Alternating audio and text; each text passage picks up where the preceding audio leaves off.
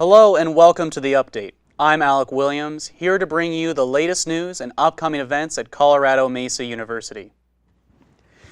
It is almost time to vote for our new student body president, but before the election, candidates will have one final chance to gain votes in front of a public audience. The Associated Student Government and CMU TV will partner up to bring you the presidential debates. They will take place Monday, April 9th at 7 p.m. in Escalante Hall, Studio A. Students are invited to come to the studio and watch the debates, but if you can't, we got you covered. The debates will be live on Channel 3.3 on campus as well as on CMU TV's YouTube page. You can also be part of the debates by tweeting your questions to @ColoradoMesaTV on Twitter. If we have time, we will have the presidential candidates answer those questions. Vice presidential candidates Donovan Harwell and Jeff Vela will face off, as will presidential candidates Nicole Troster and Bo Flores.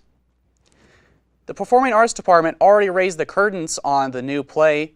From now until April 14th, the department will be showing Mr. Burns, a post-electric play. The play will follow survivors as they comfort themselves by recalling a plot of an episode of The Simpsons from memory. Tickets are available at Moss Performing Arts and online at CMU TV's website. Seating is limited to 100 per performance.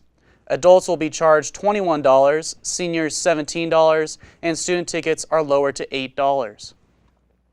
Student fees may increase by 92 cents a credit next year after a proposal made by John Marshall to ASG. The fee increase, according to Marshall, is a quick solution to the shortage of money promised to organizations during the 2016-2017 biennial year. The fee increase is larger than past increases requested of ASG, according to ASG Vice President Gabby Guile. Guile stated that last year ASG was approached for a 6% increase. After a unanimous straw poll vote, ASG decided to draft a joint resolution in favor of the increase. Earlier this week, I was able to sit down with head coach Ben Garcia of the CMU softball team. For the first time in program history, the squad is the #1 team in the nation with a perfect record of 34-0. I asked Garcia about the journey so far this season and the challenges of staying at the top of the mountain.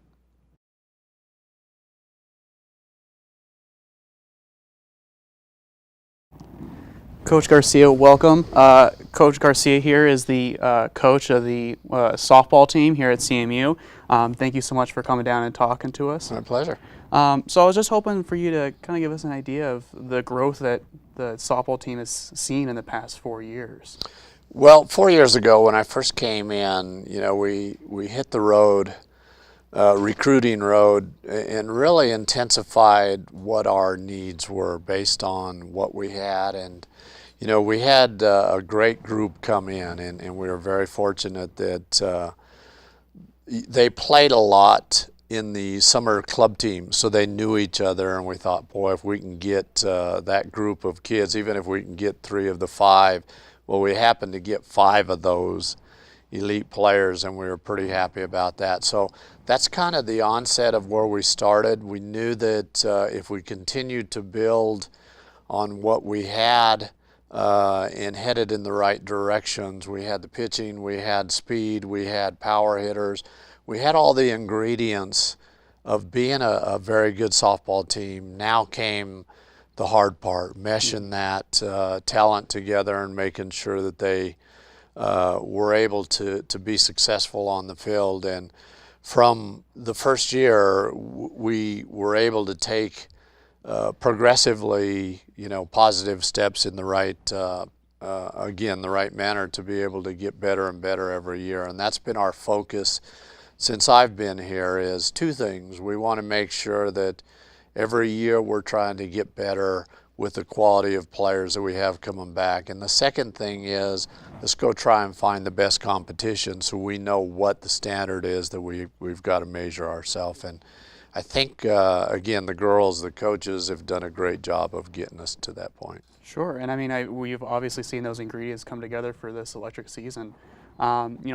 What would you say has made this season different from the rest? I think the camaraderie of just putting it all together. You know, we're a pretty tight knit family, if you will, from a softball standpoint. We really like to consider our team as the best out there, and I know there's some awful good teams out there, but we want to make sure that, again, every single day we are on the field in practice and we're competing. We don't look at it as, hey, you know that this person's starting on the weekend. We try and put it together during the week and come together at the weekend to make sure we're putting the best players on the field, the hottest players, and I think our players are thriving on that. Well, the team has now reached 34-0. That kind of win streak, has it entered the mindset of the players going into the games at all?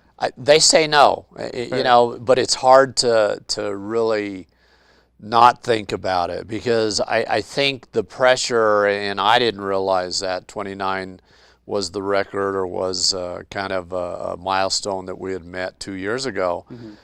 So I think we played Colorado Mines at the time, and we were challenged, and it was one of those situations where we thought, gosh, we've never been challenged like this, but we came out of it. We knew that we had the potential to be able to score when we needed to. And I think that started to hit them. There's a record out there. But now every single day we look at it and we say, hey, you know what? We're privileged to play. We're very humbled to be where we're at. You know, the rankings, we know they're going to come and go. But it's really, I think for Colorado Mesa University, it's really special for us to be able to represent them, because I think they deserve it. The university does. The girls deserve it. And we're just excited game after game, but we've got a lot of goals to reach still. And that first one is coming up, you know, within the next 2 or 3 weeks. We hope to win the conference again. Mm-hmm. And we'll take one at a time, but our ultimate goal is we want to be able to win a national championship. In doing so, we'd like to be able to host a region, maybe a super region here, if we can, and that's kind of the direction we're heading. That'd be incredible. You mentioned being humble. How does a team stay humble when they've gotten so many, mercy win games? I think it's really hard work. It really is. We've got some great leaders. Our senior leaders, Brooke Hodson is just a phenomenal player, and she's been a captain for us since she was a sophomore. She works very hard. You know, it's nice to have, and I say this a lot, but it's nice to have your best player as your hardest worker. And she is. If you were to go out, we practice at 2:30 today. I guarantee you Brooke's down there probably about 1:45 getting some extra cuts, just doing some things. And the good part is she brings people with her. So it's become very contagious. The whole team buys into it.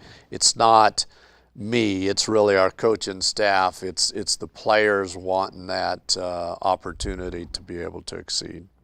You mentioned hosting a super regional tournament. Is your eventual goal, I know this is maybe too far ahead, but a national title? Absolutely. That's when I first came here, it was the first thing that I wrote on the board was that this university deserves a national title, and who better to get it than our women's softball team, you know. So I was being picky. So we went out and played the Dixie States, and the teams. Dixie had just lost in the championship game of the national title the year before. We go down and play them, and they thump us pretty good. So that was the standard that we wanted to be able to meet. We said if we're going to play at that level, we need to be able to compete with these type teams, and we've gotten there. We've been able to accomplish that. Now we've got to figure out a way just to win a regional tournament. What better way to do it than in your backyard, and that's what we're loving to do. We love our fans, our local representatives from our university coming. I mean, if you get to a field, and you've probably seen it any game, there's a lot of people watching us play, and we love that. I think that's something that we embrace, and we're looking forward to keep doing that. One last question. I don't want you to spill your secrets, but is there what do you think that's in your mind is how to reach that goal of a national title? Playing again, bringing the best softball that we're capable of playing. We want to make sure that we don't beat ourselves in any given game. We've turned around the three huge aspects that we need to be able to do is we've got to be able to play good defense. Well, this team has come from my first year when I got here. They had led the RMAC conference in making errors. That's not a goal that you want to set or the one that you want to be in first in. We wanted to make the least amount of errors and play good defense. Well, we're top 5, maybe top 3 in the nation in fielding percentage. That helps. Defense wins championship, in my opinion. So that was the first criteria, and we knew we needed to hit the ball. Well, we've got a very good hitting team. We're fortunate enough to be able to lead the nation in hitting right now in scoring runs. You got to score some runs. So those three ingredients have really meshed. But I tell you what I'm so pleased about is our pitchers give us an opportunity every time we go out to play. They shut down the team. There's minimal hits.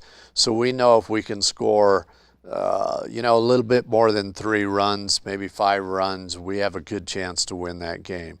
It just so happens that we're scoring a little bit more than that, and that's great. But our pitchers are just, again, they're doing a super job for us to give us a chance to win. Well, agreed. Coach Garcia, thank you again for coming down. Absolutely, my pleasure. Thank you. I think all of CMU is looking forward to what softball has in store, so thank you. You're welcome. Thanks. Thank you for tuning in tonight. Stay tuned for the ASG debates live on this channel at 7 p.m. And don't forget to vote April 11th through the 13th. I'm Alec Williams. Have a great week, Mavs.